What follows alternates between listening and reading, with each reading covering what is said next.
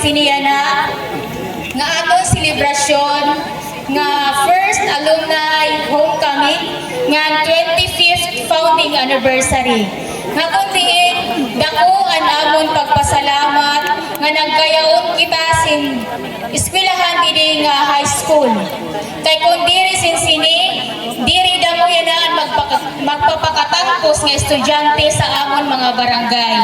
Kay ini ang nakabulig sa amon, kay mauman ang uro apiki nga nababaktas kay sa kakarman hirayo man.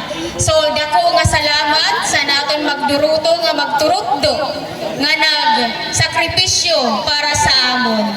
Di ko na lang magparalabaon, hinaot kunta nga maging manilang puso ni nga aton kagabihon nga mag-enjoy na tanan